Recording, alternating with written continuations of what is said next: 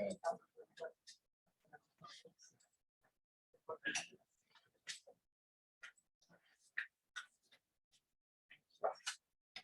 I think it's set up. Okay. I always forget from one day to the next the steps. Okay, all right, now, sorry, let's go back here. So we're going to start doing Java. Like I say, we're switching from Java's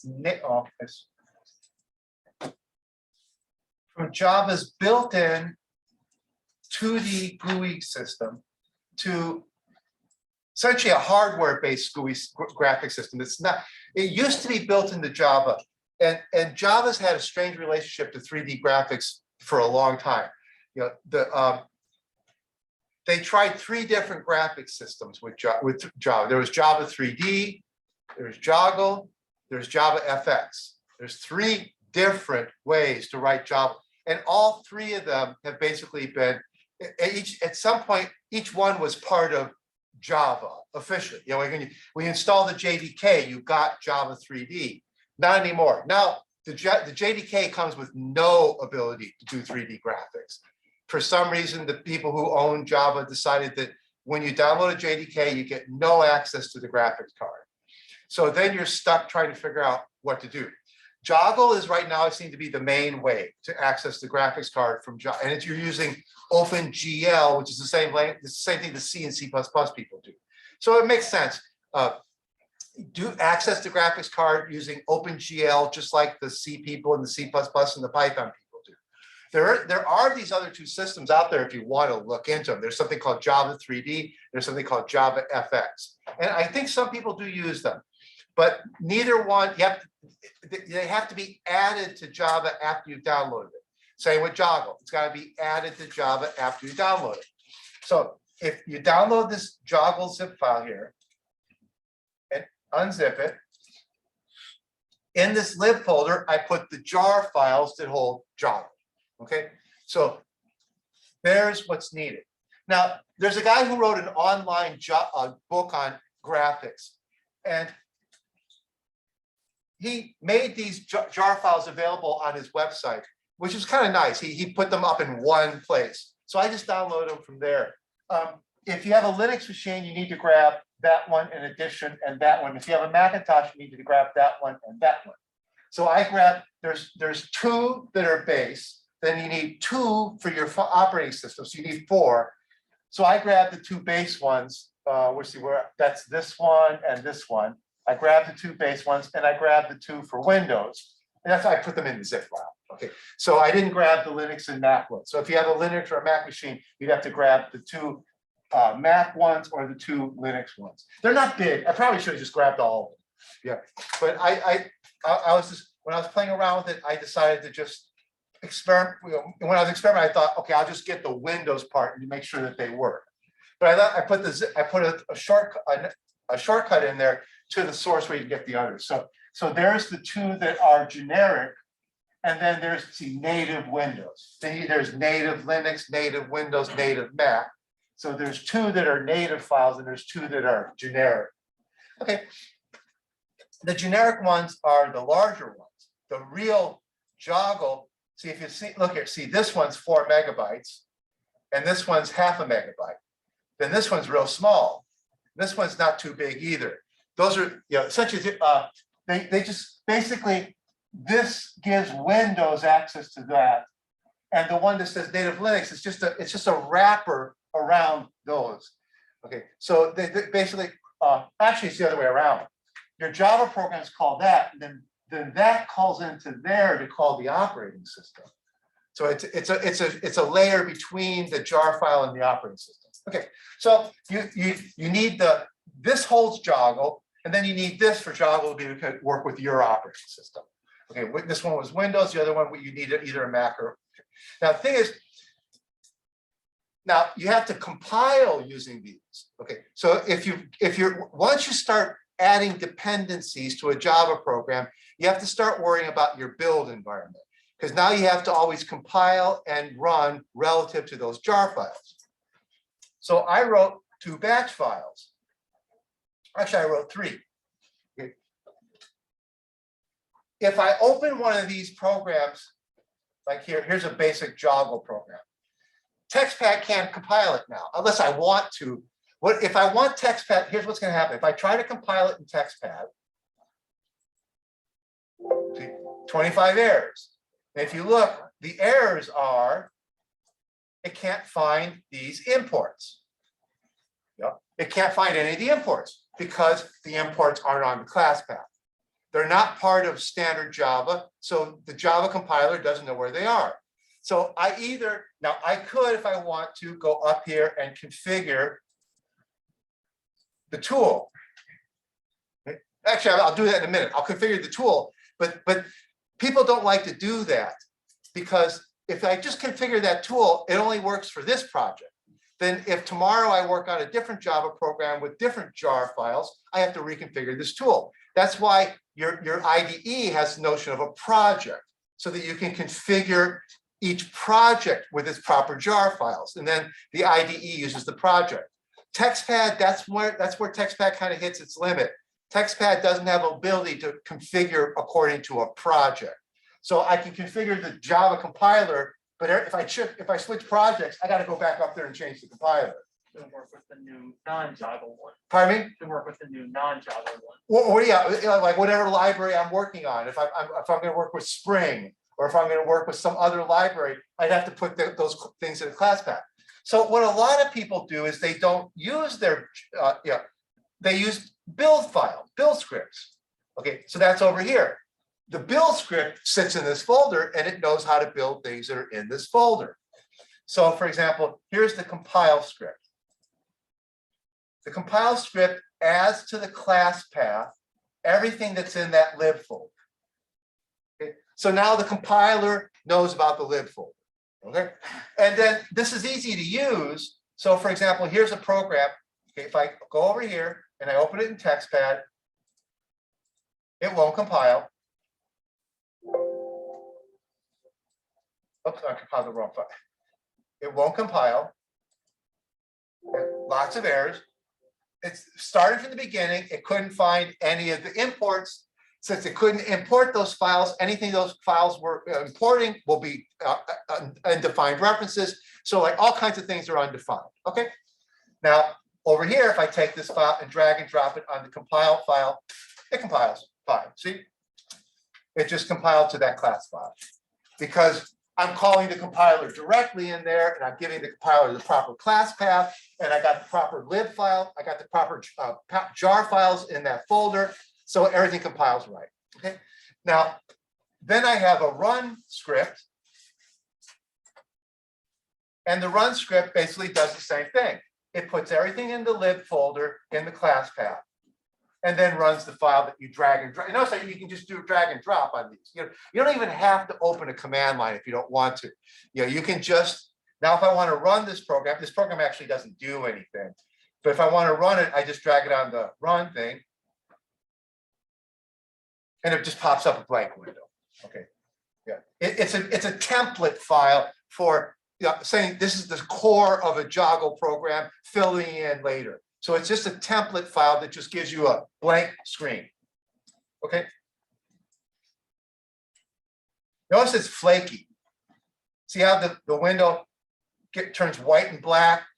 Sometimes I'm on my machine at home. Most of the time it's white. Like here, it's blinking between white and black. On my machine at home, it blinks between, it stays white and sometimes blinks black. It's supposed to be black. It turns out that Canvas is this is called Joggle program using Canvas. Turns out Canvas is the wrong thing to do. I'll talk in a minute. Joggle is a bit of a pain in the sense that it's not really well documented. So it's taken me hours to sort out through all these different websites to tell you, do this, and do this. And you find out that some of those websites are obsolete and what they're telling you to do is the wrong thing. So a lot of websites have you use a Canvas. Turns out Canvas is old. We're not going to use Canvas, but a lot of this demo code on the internet shows you examples using Canvas. Okay, what it is if we go back to Java, Canvas is an AWT component, not a swing component. And AWT components are older, and they don't work as well. So we're going to do this with a swing component, not an AWT component. Everything we did with the Java GUI system was with swing, not with AWT. AWT's old stuff, and that's what this guy is. So a lot of the older references to Joggle on the internet tell you to instantiate a canvas. Turns out to be a bad idea. Okay, but here I'm just showing you that the compile script and the run script, you have to tell the compiler where things are. Okay, so you need a run script and a compile script. Then I also put a third one there called build that just compiles and runs. Okay, so you need all three because sometimes you want to compile without running. Okay, and sometimes you want to run without compiling. But most of the time you just want to compile and run, so I give you both three: build, compile, and run. Okay, so if you look up the build one just combines the two, and it just compiles first and then runs. Okay, but both cases it has to put it has to build a class path. It has to put everything. And large Java projects can have 100 jar files in their class path. It's not unusual for a large Java project to have up to 100 different libraries that it could be using. So you could have multiple lib directories with one for extensions to Java, one for Joggle, one for Guava, one for you have different libraries. You download somebody's libraries.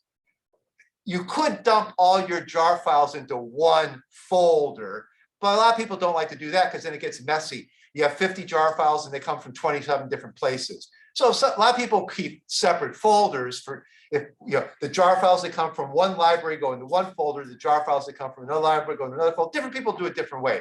Some people will dump all their jar files into one folder. Some people will segregate their jar files into different folders. Okay, and then you have to have your build scripts.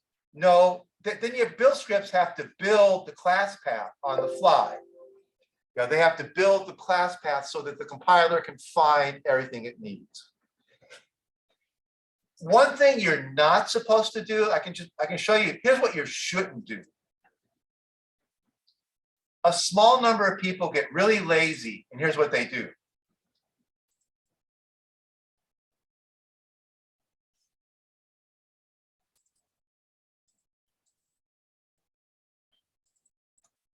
They find the lib folder in the JDK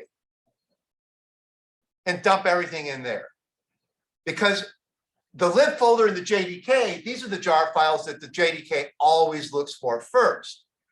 So if you dump your lib files in here, they're always going to be found, and you don't even need a class path. But it's a really bad idea to do this. It's a kind of a shortcut. If you dump all your jar files in this folder, you don't have to set class paths ever. But you could create all kinds of problems with inconsistencies between jar files. If you move from one computer to another, you don't know where you lose track of where these things came from. You don't have build scripts. So if you want to give your software to somebody else and they're going to go, how do I build this? And you go, I don't remember.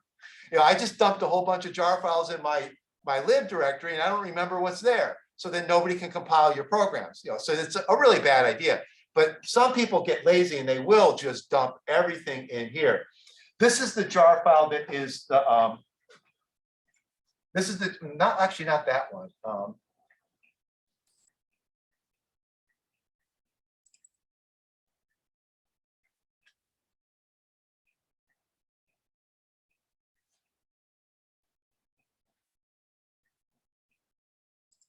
Where is it?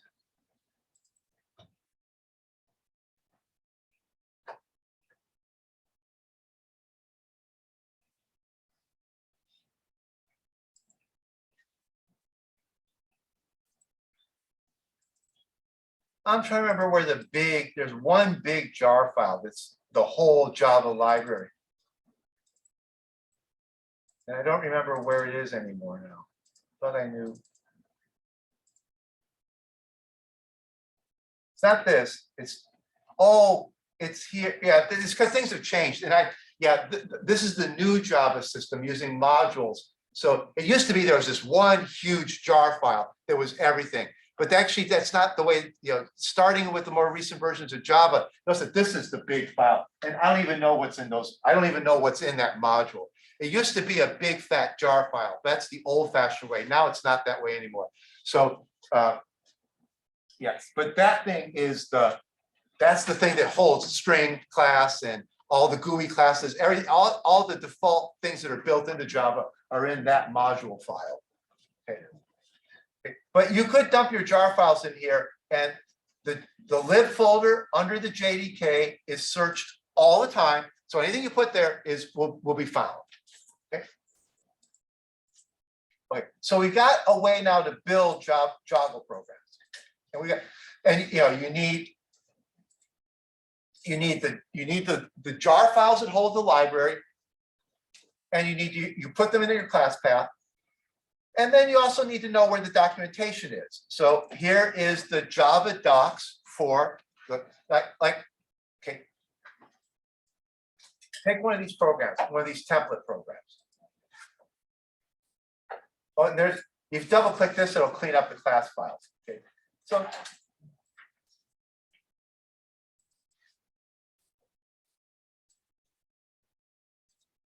I'm importing. See, there's a package. JogAmp are the people who wrote Joggle. The name of the group, it's not a company, it's a group, but the name of the group is JogAmp. They actually produce a lot of packages. So Joggle is one of the packages they do. This is the OpenGL package under them. They also do OpenCL and a bunch of others. Okay, you go over here to the doc. Here's the Java doc page. Well, the very first package in their list is com.jogamp.opengl. Okay, if I import, now I'm doing the style of importing here where I'm importing just what I want. Okay, if I wanted to, I could have done the shorthand thing of saying, right, okay. Now, if I do that, I'm importing everything in this package. Okay. There's all the classes in that package. See, now, if I want to read about one of those classes, I click on there. There's, then I can start reading about that class. I can read this is the Java doc, just like Java's Java doc is. Java's Java doc, remember we looked at it, it looks like this, Java 16 J button. Now, no, it doesn't really look quite the same. Notice that they're kind of styling their Java docs a little bit differently. What it really means is this is a website. By default, Oracle has a certain cascading style sheet that their Java doc tool generates. Not everybody likes it. So some people rewrite the cascading style sheets and style their Java docs differently. So all these people have done is they've given their Java docs a different style sheet. So they took the results from the Java doc, but they modified the style sheets because they didn't like, people quibble over all this kind of stuff. People go, oh, that's ugly. Who would want their website to look like that? So let's go rewrite the style sheet. So you end up with, if you look carefully, the structure of this is exactly like the structure of this, but they've styled it differently. They for some reason, I don't think it's a good idea. If they want to really tie to the Java world, they should make things easier on people and just make things look alike. But they have a distinct style to their Java docs. But it's the same kind of thing. You can see where you see the inheritance. This is where the class. This is all this is the inheritance tree for this button. These are all the implementing interfaces, subclasses. Same thing over here. This guy doesn't have any. This guy is a top level interface, so it doesn't have a bunch of things nested. It's not nested on everything. Here's all the things that implement it. Here's its fields. It's an interface, so it doesn't have methods. It doesn't have its constructors. Notice notice that this thing's going to go for about 50 pages. Okay, this is a big library. OpenGL is a big library. So just one interface, literally. Oh, it doesn't tell me how many pages. Let's see. It doesn't tell me how many. Oh, no, it hasn't finished loading it.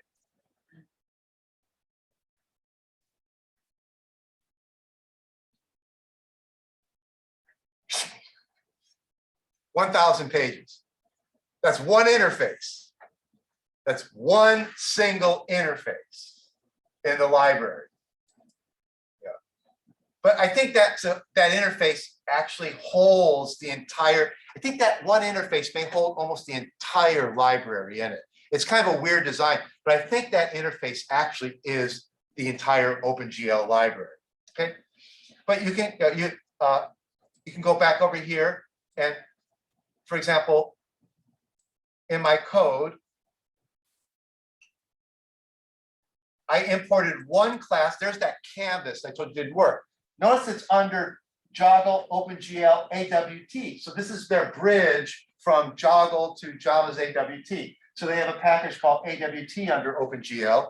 And then I can go over here, and that's actually the very next package in the list. Yeah, these things are kind of it's just coincidence more than anything else, but maybe they chose the names carefully so that the most important package would come first. These are actually in alphabetical order, but it's kind of, I don't think it's a coincidence that the most important package comes earlier in the list. They probably thought hard about the names. Okay, there's that package. Okay, and it only holds two classes. The canvas, which you're not supposed to use, in the channel, which we should. We'll see. The panel works better. So that package, there's two ways of tying Joggle code to the Java GUI system using either canvas or a panel. And it turns out, see, I found out canvas is actually AWT. That's the old one. This is swing. Swing works better. Okay, so okay, so but yeah, if you want to read about canvas, you click on that, and you can find out what's the constructor for a canvas, what kind of methods are on canvas. You know, you can look up anything you want in the Java doc. So, you know, how do you use a library? You got to get the jar file for the library. You got to get your build system to use the jar file, and you got to find out where the Java doc is. Okay, that's how you learn Java. Get the jar file. Tell your build system how to use the jar file. You need the Java docs, because otherwise you're going to be programming blind if you don't have the Java docs to look things up in. So now we've got in this folder, there's the lib file, there's the library, there's the build system, there's the reference to the Java doc. Okay, so you got pretty much in piece. It's it's in pieces, but but that's pretty much all Visual Studio Code is going to do for you anyway. Visual Studio Code kind of like tries to pull these pieces together. Actually, I don't know if Visual Studio Code can work with Joggle in any way. I don't think there's a plugin for Visual Studio Code and Joggle. But if there was, they would be integrating this Java doc into it, and they would just pull those libraries in for you. But it's not hard to do this. You can pull these things together yourself. Okay, so and then here's the original OpenGL documentation. So, for example, when I clicked over here and I clicked on GL, this is an interface. This seems to be where they declare all the OpenGL functions. Well, all the OpenGL functions are right there. See, there's the list of all the OpenGL functions. This is the native version of them. Yeah. It might, as we go along, it might end up being useful to look at this list here. When you're working with a port or a wrapper, or what's the other word? People use okay. What we're really doing is we have a thin translation layer from Java functions to OpenGL functions. So Joggle just is this thin little translation layer that you write you call a Java function, but then that Java function just immediately calls the equivalent Joggle function. So it's just a one-to-one relationship. Sometimes it's better to go look at the original documentation for the function. Sometimes the Java documentation might either be ambiguous or not clear. And if you take that same function and go look it up in the original, you might find out something. So it's sometimes worth going back and forth. So since this library is special, it's a wrapper library around a C library, it's worth having both documentations. Most Java libraries are not wrappers for C libraries, they're Java libraries. So they're just their own library. But this one's special. This one is, there's another, we call them wrapper libraries. Sometimes people call them glue libraries, wrapper libraries, because all they do, pretty much, every function here will have a function in that other one that just, the other one, the Java, like this one, I mean, we could GL get query object.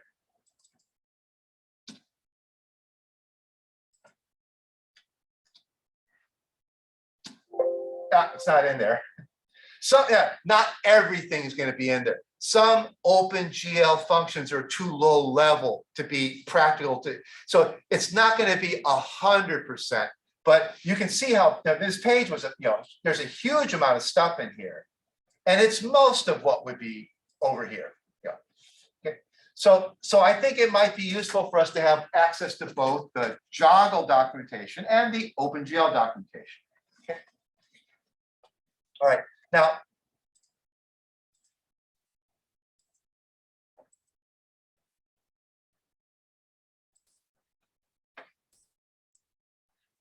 when you learn Joggle, the question is, what is it you're supposed to learn? And this is where things get messy. Okay, it's a wrapper around the OpenGL libraries.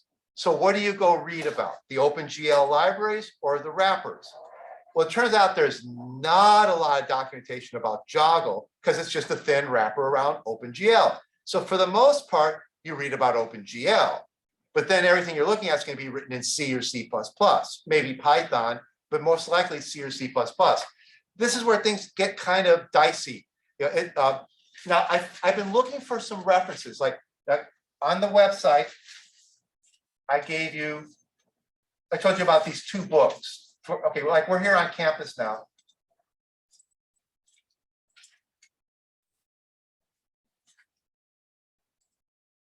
So you can just download this book, or you can download individual chapters of it. So if you're on campus, notice that you don't have to pay for it. So you just download the book. So you just click on that, and what's nice is you can just download individual chapters. So you can just read about one chapter just by clicking there. You can download a chapter. Okay. Now, so this is a book on Joggle. And this is also another book on Joggle, but they're a little bit out of date. So this is one of the other Java 3D systems. So this book was actually about both Joggle and Java 3D. The majority of the book was about Java 3D. So if you look at the chapters, here's the Joggle part. There's 2 chapters on Joggle. So the Joggle part was at the end. But it's a nice introduction to Joggle. Okay, and mostly it's telling you about OpenGL. But it's telling you how to use Joggle to access OpenGL, but it's kind of like, it's a little bit fuzzy. A lot of what they're telling you is how OpenGL works, and then they're also telling you like, how do you access OpenGL from Java? So there's tons of books on OpenGL. The world is full of books about OpenGL, but there's not a lot of books on Joggle. This book, unfortunately, is like 10 years old. So let me show you what that means, for example. If you look at this code here, see how I'm importing, oh, not that one. Let's see it.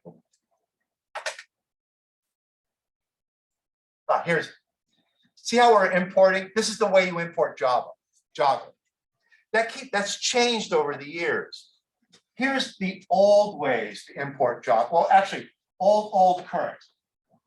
It used to be net.java.games.java. Then it became javax.media.opengl. That's when Joggle was actually part of Java for a while. Then it got kicked out of Java and it became com.java. Now, if you look on the internet, you'll see examples of Joggle. You have to look at the imports. If you see that import, forget it. The example is going to be too old. It's probably not going to be useful. A lot has changed since that first import.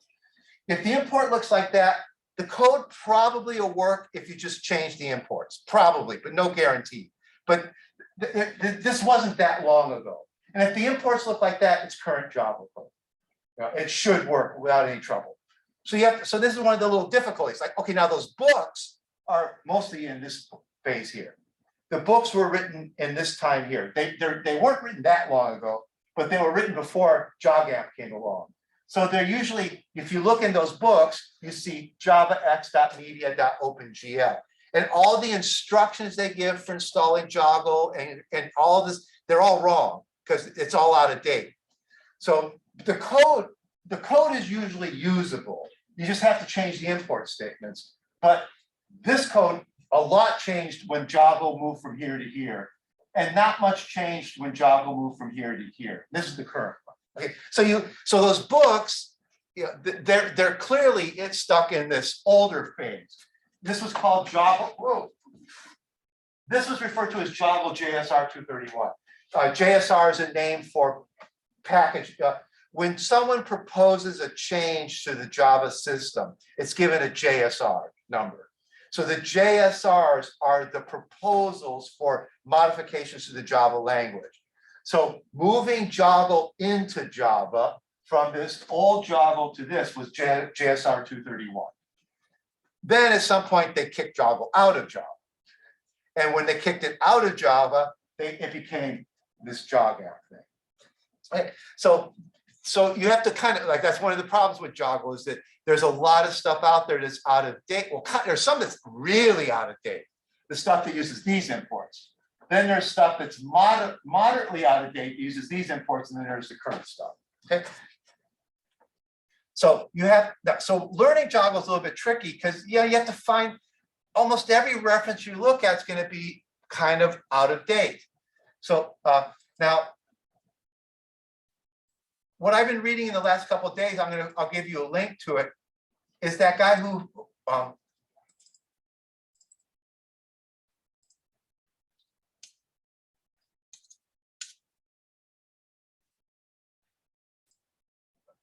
he's got a there. He wrote a book on graphics. It's online. It's all free. It's a very nicely done book. It teaches 4 graphic systems at once. Okay, it teaches Java GUI graphics like we've been doing, teaches basic OpenGL using Java, teaches 3JS using JavaScript, and teaches WebGL using JavaScript. And actually, it even does more. At some point, it does. He's even got a chapter in there. It doesn't show up in the table of contents of 2D graphics using SVG. So he teaches this variety of graphic systems, which is what the world's about. The world, there isn't one graphic system that everybody uses. The world of computer graphics is huge. So he wrote this book to be like an intro to all these. Now, it doesn't go deep into any of them, but it's an intro to all of them. So it introduces JavaScript graphics. It introduces Java graphics. It introduces OpenGL graphics. So there's, here he does, notice it's OpenGL 1.1. It's old OpenGL using Java. And it's kind of nicely written though. It's very kind of nice, but it's real. The current version of OpenGL is OpenGL 4. This is ancient OpenGL. But he thought, but there's, as we'll go along, I'll show you, there's a good strategy going on here.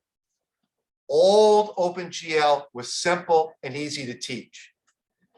New OpenGL is extraordinarily complex and hard to teach.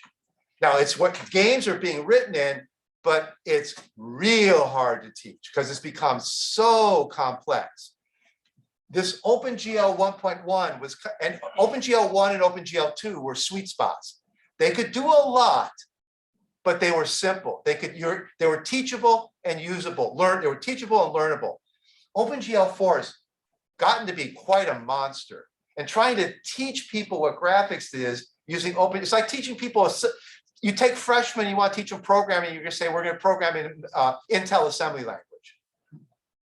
You could teach people to program in Intel assembly language, but it'd be nightmarish, it'd be crazy. That's what trying to teach graphics using OpenGL 4 is kind of like. You're almost like trying to teach people to program using an assembly language. And I showed you the other day, there's this thing called Vulcan, which is replaced, it's even worse. Vulcan's going to replace OpenGL 4. There's not going to be an OpenGL 5. There won't be an OpenGL 5. There'll be Vulcan, and Vulcan's, it's way more powerful than OpenGL 4, but it's written, your game engine, you're supposed, the modern point of view is you're supposed to program in a game engine. You're not supposed to be programming anymore in OpenGL or Vulcan. You pick a game engine and you program in the game engine. But the trouble with the game engine is there's 1,000 of those. So like, which one do you teach people? But nobody is going to write code in Vulcan. They'll write code in a game engine, then the game engine will translate their code to Vulcan. So for example, in the world of JavaScript, 3JS is super popular right now. 3JS is boy, is it beautiful.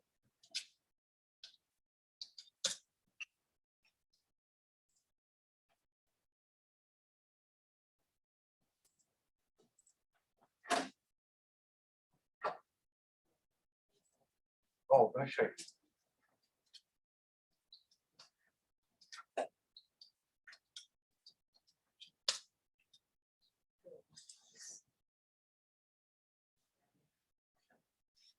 That's 3JS code running. That's not a movie. That's 3D graphics code running in the browser. And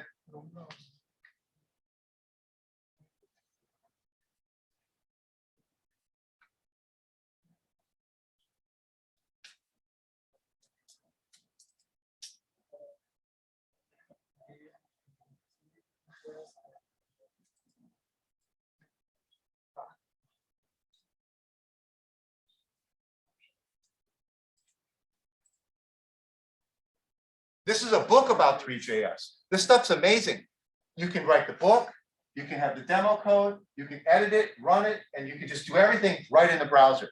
It's very powerful 3D graphics, but it can be integrated with everything about the web. So you get things like this, where the text and the code and the output are all just, code here, 3D graphics here, explanation here, and you can just do a lot with this system. Okay, here's the this doesn't do very much. Oh, here's another example. See, that's a live 3D graphics program. You can just run your 3D graphics in a web page. It's just tremendously powerful. You can combine, web formatting, nicely formatted, text with graphics, 3D graphics with source code over here. The 3JS libraries just does so much. These are all demos that are written in 3JS. Okay. So he writes a low-level introduction to each one of these graphic systems. Okay. And maybe one of the things we might do is start with this chapter here of this book. It's not bad. It's very old OpenGL, but it's a good way to get started with 3D graphics, because it's OpenGL. The early version of OpenGL were easy to understand. Okay. Now, let me show you another thing that this is one extreme. Go back to the earliest form of OpenGL and just use the baby ancient version of OpenGL because it's simple. The other extreme is, the way you make money these days is you write games in OpenGL 4. You're not going to make money writing games in OpenGL 1, so you want to learn OpenGL 4. It's hard, but here, let me show you a reference to it. There's only one that I know of, and it's not a free book. But let's see if I remember how to get to it. Oh, click on this guy's name. This guy wrote this book on OpenGL. It's not that great of a book. But I think I remember where this is.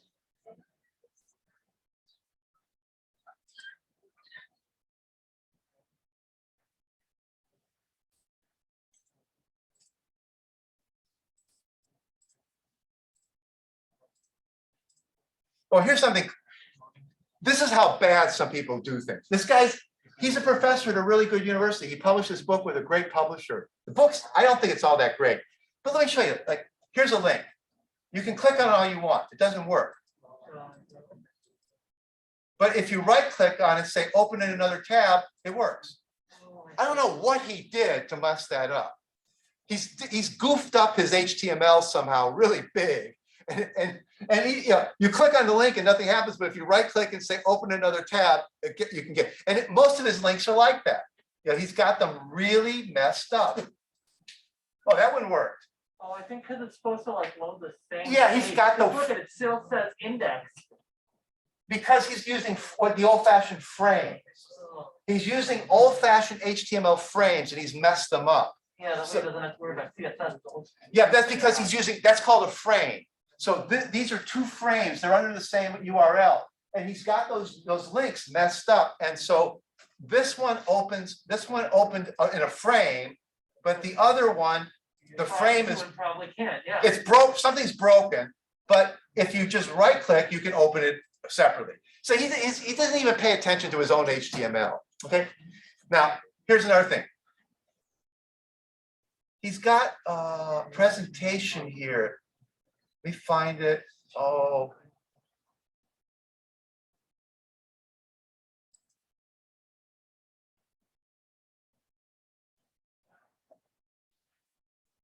I really want to show you this because it's helpful. If I find this one presentation of his, where is it?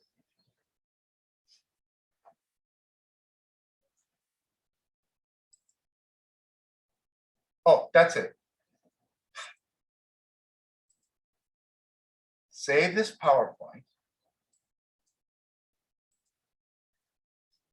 Where did I put it? Oh.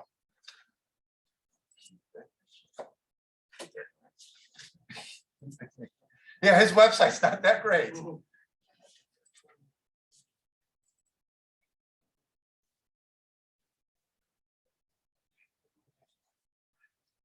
Okay, here he's got references. See the first reference. That's a modern Joggle book. That book actually teaches Joggle using OpenGL4. It's the only book on the market. It's the only book anyone's written that teaches Joggle for OpenGL4. We click on that. Let's see. I think it's a control click. And, yeah, control click. Pardon me? Maybe enable editing. Oh, okay. Enable editing.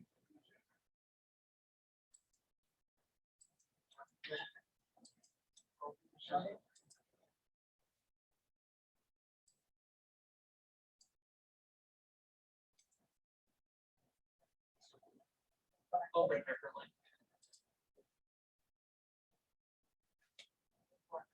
Downloads a zip file of that guy's book, Huh. which is illegal. But he's embedded. It's up on some server somewhere. Okay, so now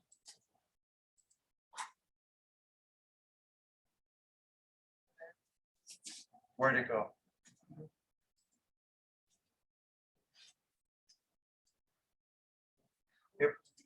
Probably in the downloads. Is it? Oh yeah, okay. So yeah, right there.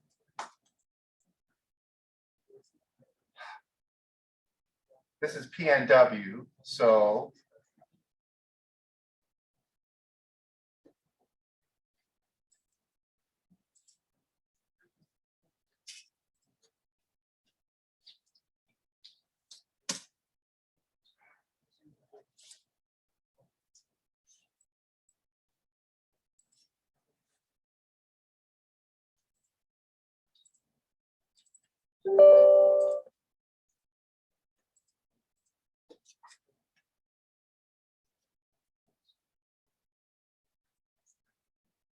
to unzip the RAR file, I need to install a program because they don't put them on these machines.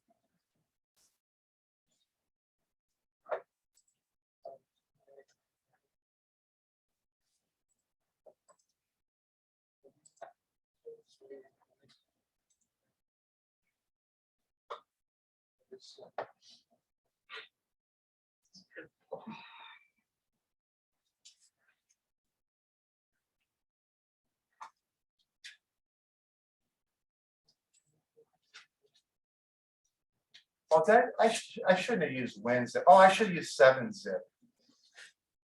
Yeah, I wasn't thinking. I shouldn't have downloaded WinZip. I should have downloaded 7-zip. That's okay, but there's the book. This is crazy that he's doing this. Yeah. It's the only book that I know of that does modern Joggle in a textbook, and it's very well written. I have a copy of it at home. I have, but if you want, you can, we might do some, after doing some introductory Joggle stuff, I think it might be a good idea to transfer to this one. Because this one really does modern, sophisticated GPU programming. This thing actually does GPU programming using Java. Okay, so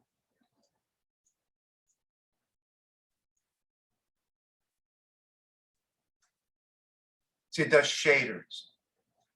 It does what's called shader programming. Okay, so it's pretty interesting.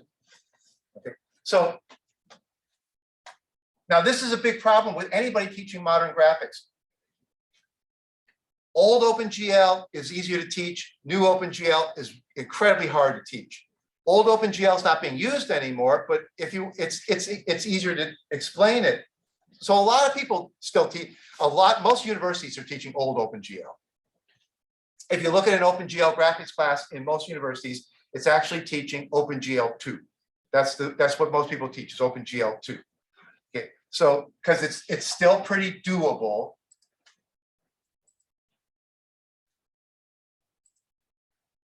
Okay. Finding that was a bit of a pain. But if you want to go back, remember it was from the course website. When I had the link to his chapter, his book, his name is a link to his website. So if you click on his name, you go to his website. Then if you open up this one here, then it was setting up your work environment. And then it was, no, it wasn't that one. Do you remember what it was? Yeah. Oh, no, it's this one. Yeah, it's this one here. See, there's the PowerPoint. That guy, that's the PowerPoint. You need to download that PowerPoint. In about the middle of the PowerPoint, there's a reference to the book. And then that reference is actually a link to some web server that has a copy of the book on the server. Okay. So, yeah. So, and you know, he's not too bright. This guy's, it's weird that he's got such a messed up website. And that's not a proper thing to be doing, is to linking to somebody else's. Yeah, as the author of one book, you shouldn't be linking to the free copy of somebody else's book. Okay, but anyway, it's a good book. So if you're interested in this kind of graphic stuff, it's a very good book to have. Okay, right now, let me close some of this stuff. Okay, now clean up a little bit. What's that? Oh.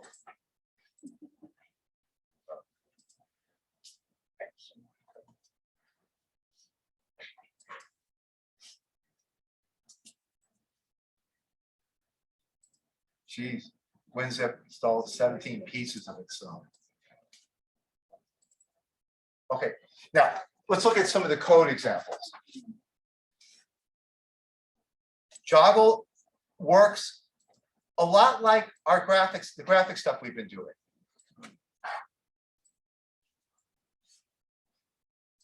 A Joggle program is an event listener. Okay, it's all built around the idea of event listener. Okay. So a Joggle program implements GL event listener. Okay. That's how you write a Joggle program. You have to implement this thing called the GL event listener. There are 1, 2, 3, 4 methods in that interface.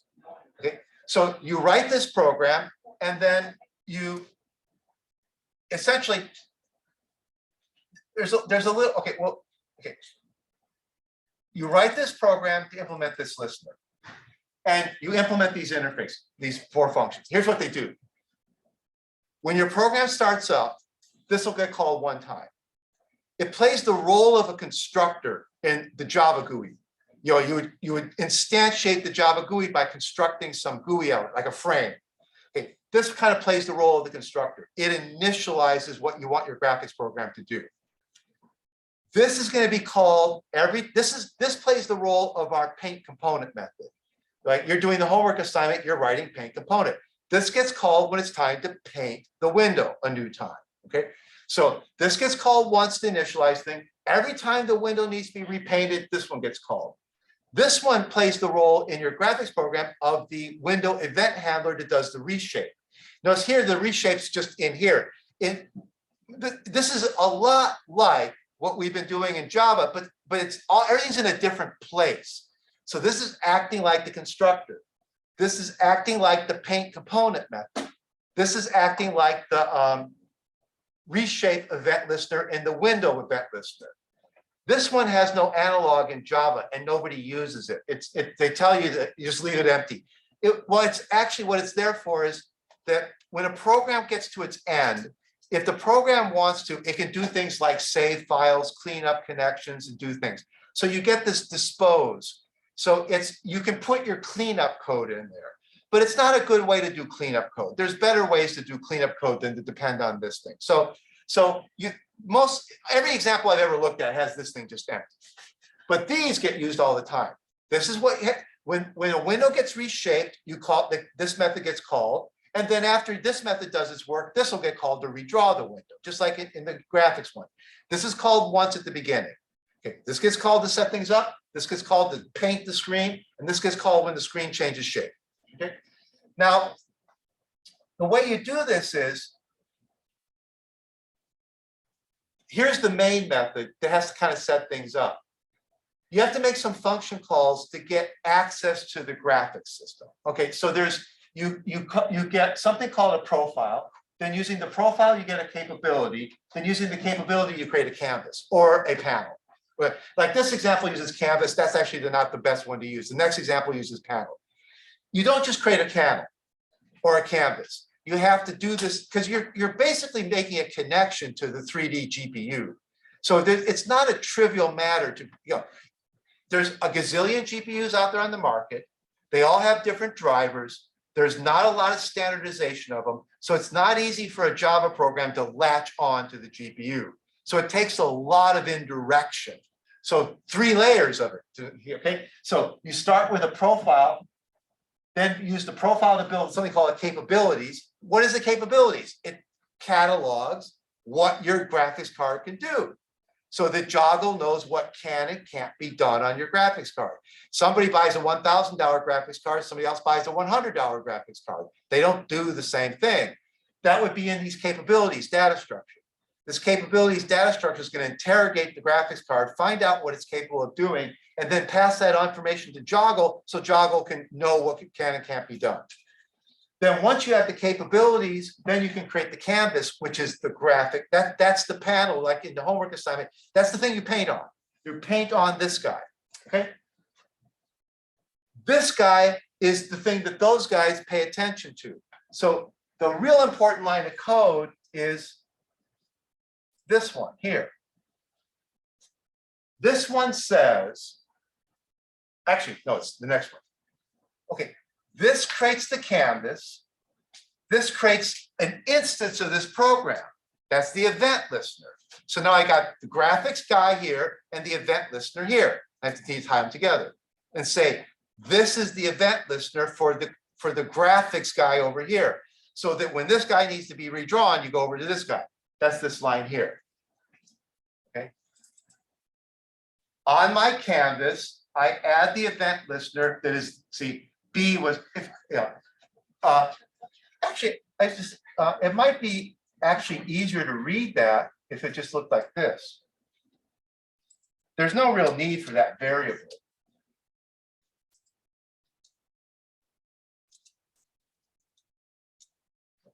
Okay. So how do you read this? Create the canvas using the appropriate capabilities. We call it drawable. Then to the drawable, add the event listener. There's an instance of this program that implements the event listener up there. Okay. See, this is the program that implements the event listener. That line of code ties them together. The two main things, the drawable surface and the thing that does the drawing, your program.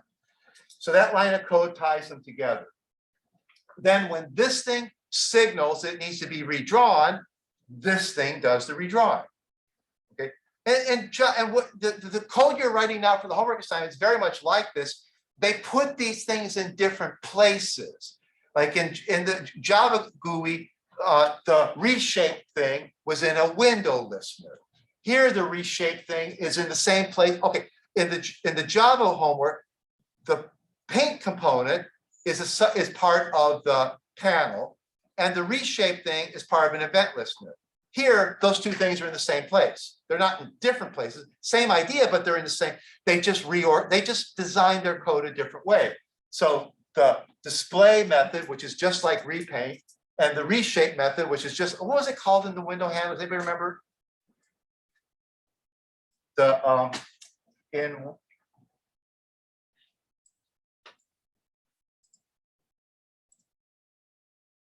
it's Java 16 component listener.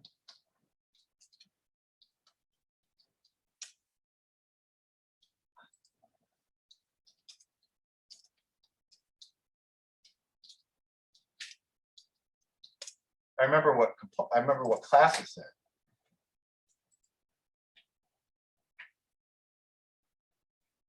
Okay. See, component resize in that library plays the same as reshape in this library. Okay. Now, everybody can put things where they, everybody can use whatever name they want, and everybody can put code wherever they want, but they need the same functionality. Okay, so here it's in the component listener interface. There's the component resize, and here in the GL event listener interface, it's reshaped. Okay. And what does it do? Actually, okay, this thing passes you a component event, and in that event are the size of the new window. This is not object oriented. Why not? This guy's not object oriented. Why not? It's in Java. Remember, what is it? Joggle is what? A layer over. Pardon me? OpenGL. OpenGL was written in what language? C. It's not object oriented. And they can't make it object oriented because then they would be rewriting OpenGL. They want it to be a thin layer over OpenGL. So they toss out all the, they don't use object oriented programming strategies. So what do? You just pass in, you have lots of parameters. Instead of passing an object with lots of fields, you call functions with lots of parameters. Yeah, because it's not object oriented. And they could have forced this to be object oriented, but then it wouldn't look like OpenGL anymore. And then you tell people, all your knowledge of OpenGL, throw it out the window because we're going to teach you a new system. By doing it this way, basically they're telling you, if you know OpenGL, you can translate it into Joggle pretty quickly. Yeah, it's not that hard because we're not gonna change OpenGL. We're just going to put a thin little layer over it. So it's not very object oriented. You'll see that it looks like C. A lot of it's just going to look like C code with just funny names. Okay. Right. So a Joggle program is something that implements these 4 methods, actually 3. Those are the 3 you have to really worry about. And then you have to set things up. So this glues them together. So there's this boilerplate code that basically says, create the 3D canvas, tie it to this event listener, then stick it in a JFrame. So then this is the part that's going to get it up on the window. We take that canvas and stick it in a JFrame. And actually, we're not going to use the canvas one. So this one here says event listener number 2. It uses a panel. Works much better. Okay, so it works way better. If you look at old code, they use the canvas a lot, but that's because a lot of that stuff was written when AWT was the GUI system for Java. Then AWT got replaced by Swing, and Swing was much better. But a lot of the OpenGL, the Joggle code predates Swing. So this works way better than the canvas. The code here is the same, it's just that one line is different. Okay. So you create the Joggle, context, the frame that's the frame that has access to the GPU. So there's this little graphics window on your desktop now that's tied to the GPU. That's this JPEG. You tie it to your code, then you stick it in a JFrame. And this one, if I compile and run it, it doesn't do anything because all those methods are empty.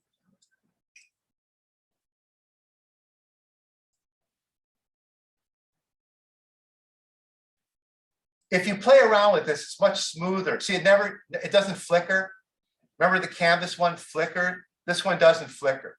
So the panel one works right. Okay, the canvas one didn't work right, the panel one works right. Okay, there is a third option in Joggle. Joggle has its own window system. It's called Newt. Okay, you can actually use their window system. So you don't instantiate any Java GUI system. So you don't use JFrames or JPanels. It's entirely native to Joggle. I'm not sure why they did this. And I couldn't quite get it to work well. Well, I did get it to work. It's a little bit weird, but a lot of people use it. So if you're looking at code on the internet, you'll see people use Newt instead of, so okay, here's a template using Newt instead of a JFrame. Okay.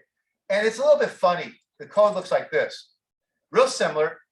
You write something that implements this thing. You're going to write these methods here. Then you get down here. You need a profile. Using the profile, you build the capabilities. Then you use the capabilities to build a display. Use the display to build a screen. Use the screen to build a window. Huge number, like 5 levels of indirection. Okay, but so profile builds capabilities. Capabilities builds display. Display builds a screen, and a screen and the capabilities build a GL window. So now you got a window. And then you have to set all these parameters on the window. Then you tie the window to the event listener. Okay, that's the important line here. So actually, I don't even really need that B variable. Okay, so now the window has this guy as its listener. So the code up there draws on that window. Then you don't need a JFrame. The window is the window. Okay, but you need this. Here's something kind of funny. This took me 15 minutes to solve. I thought at this point I would have a window.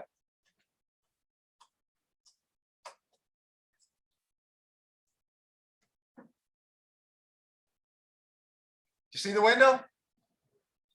It popped up and went away. See, it turns out these windows are not on a thread by themselves. Java windows are on a thread that keeps running. These windows, for some bizarre reason, they didn't put them on a thread. So you have to create an animation thread to keep the window alive. That took me a while to figure out. You need an animation thread to keep because the window doesn't have a thread. Java gave all their graphics windows a thread by default. It's called the event dispatch thread. So remember we talked about that. When this program ends, your Java GUI program keeps on running on a different thread.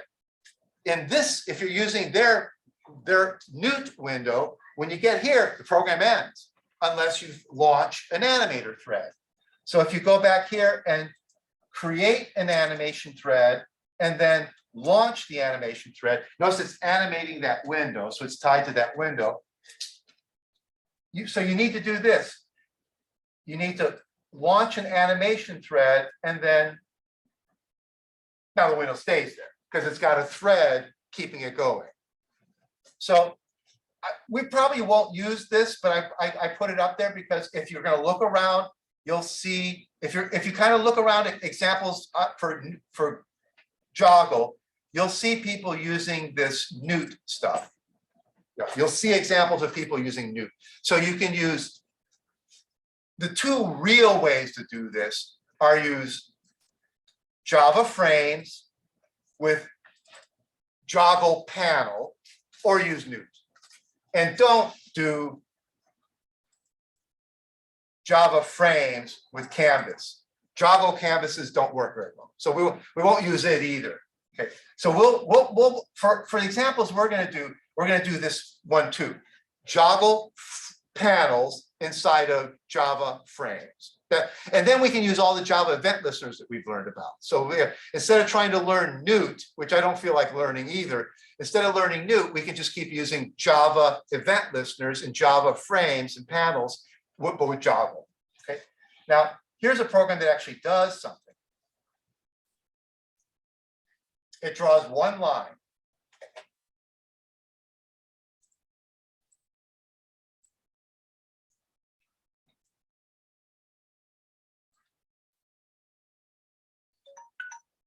the init doesn't do anything. So I made the init just print a message, so you would see the init happen.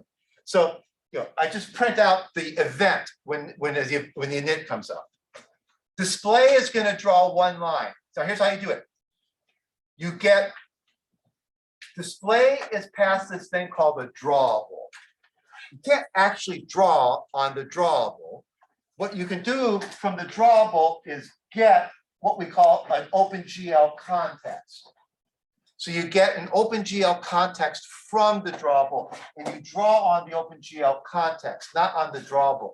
So it's, why do they do this? I don't know, but they give you the drawable, and you're supposed to use the drawable to get. Now, notice how this is changed. On the drawable, you get an OpenGL context. That's a generic OpenGL context. Then you say, I want OpenGL 1, 2, 3, or 4. We're going to do is 2. We're going to stick with the 2.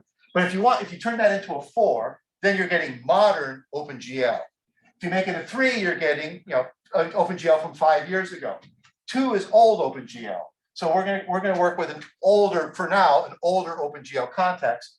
Then this code here is exactly like C. This is where the one-to-oneness with C comes in. These function calls are literally just, I pulled them out of a C program. Let me just show you one last thing. Oh, it's on my H drive.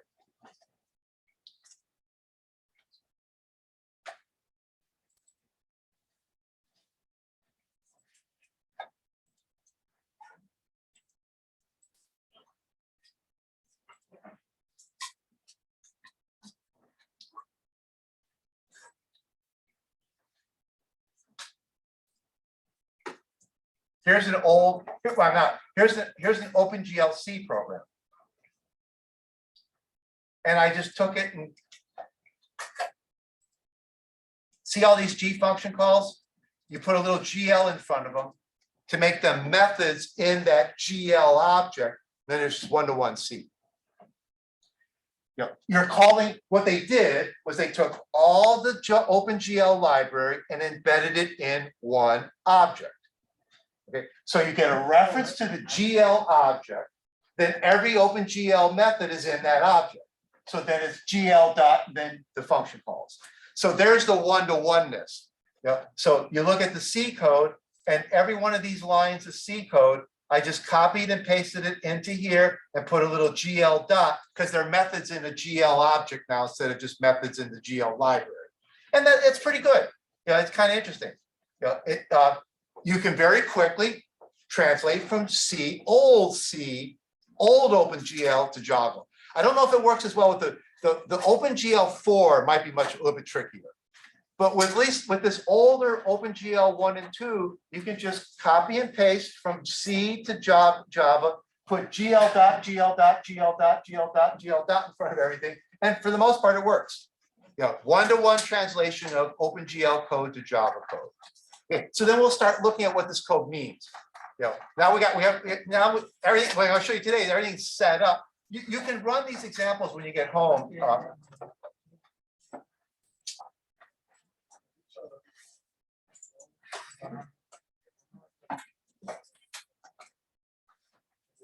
Here's a real famous example. The Opengl Gears. They use this for benchmarking GPUs. This program's been around for 30 years, and it's still used as a benchmark program for GPUs. How fast can you make those gears spin? That's whatever the frame rate. Yeah, right. They use this, and they get it to this. It's just a blur, but they benchmark GPUs using this program to this day. They still do. Nowadays, with a modern GPU, these gears will spin it so fast that it's just a blur. But they still use this as the benchmarking program for GPUs. It was written by some guy in the early days of OpenGL graphics. It's people like this program. They still use it as the benchmark code. So it's in that folder. You just drag and drop it onto the build script and it runs. See, it's a 3D program. See, you can rotate there's lighting and you can rotate the gears. Okay. So you can play around the code. Just start looking at it, and then next week we'll start actually start learning how to understand this code and write our own code. Okay. Oh. Let me stop. Turn the video off.